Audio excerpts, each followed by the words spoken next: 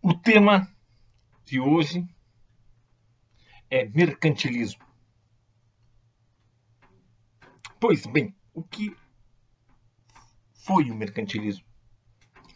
Foi uma política do Estado absolutista de interferência na economia para acumular recursos e, com isso, ter poder. Tem uma série de aspectos que são importantes, como a balança comercial favorável, vender mais do que comprar. Quando você vende, você recebe dinheiro. Esse dinheiro, na época, eram moedas. Você vai acumulando riqueza. Eles não eram idiotas de pensar que o dinheiro em si trazia riqueza. Era um meio para adquirir outras coisas, inclusive o poder. Temos também o protecionismo, que é evitar a concorrência de produtos estrangeiros, taxando esses produtos, tornando-os caros a ponto de não concorrer com os produtos nacionais. Um outro aspecto é o metalismo. Explorar o Novo Mundo, principalmente nas regiões que poderiam extrair metais preciosos, que é o Império Azteca, ou melhor, Confederação Azteca, Império Inca. E nesse período houve uma reviravolta no que se diz respeito à valorização do trabalho, porque o trabalho era uma coisa de servo. No volume 1, do O Capital, publicado em 1867 por Karl Marx, ele cita essa valorização do trabalho à medida que Elizabeth I coloca como algo obrigatório. Agora vai se sentir certo seduzido, hipnotizado, porque eu falei no nome Karl Marx. Ele está querendo me dominar. Só estou valorizando uma informação. Vamos aos tipos de mercantilismo. O mercantilismo que foi desenvolvido na França era o mercantilismo industrial, uma indústria de produção de artigos de luxo para a nobreza e para o rei. Não vamos confundir pelo fato de que foi a Inglaterra o berço da Revolução Industrial, que foi a Inglaterra que desenvolveu o mercantilismo industrial. Não, foi a França.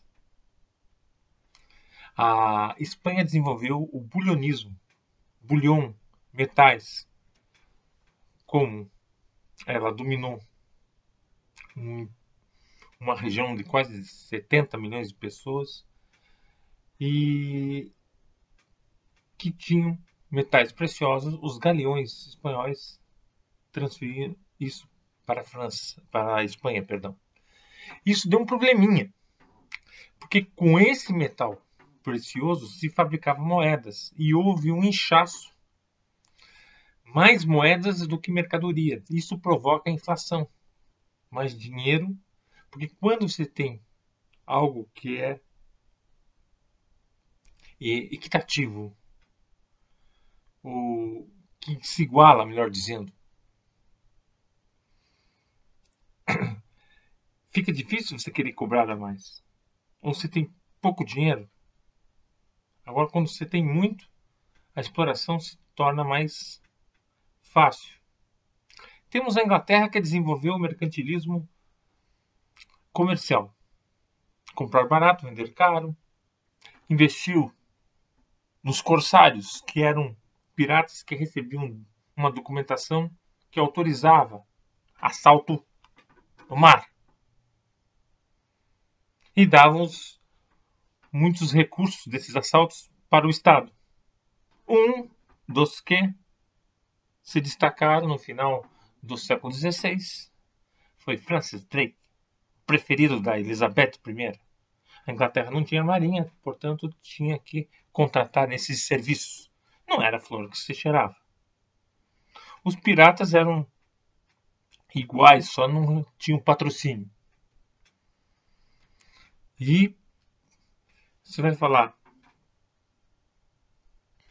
do meu brincão, ele está no lado errado, se fosse de acordo com os dados históricos, porque se você atirar, a arma poderia enroscar no brinco e arrancar sua orelha.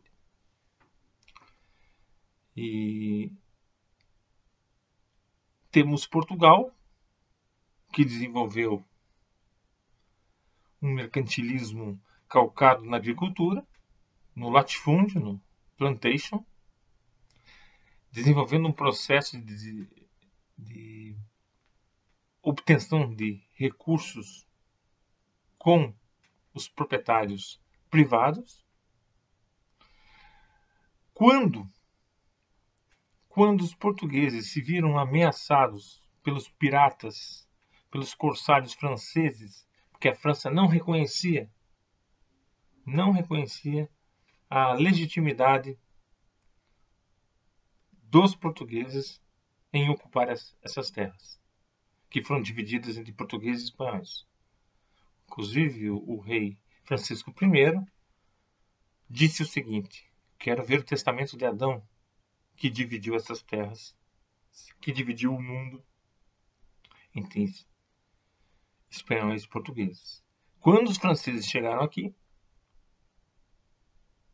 através dos piratas que eles contrataram, ficaram desesperados, tentaram combater.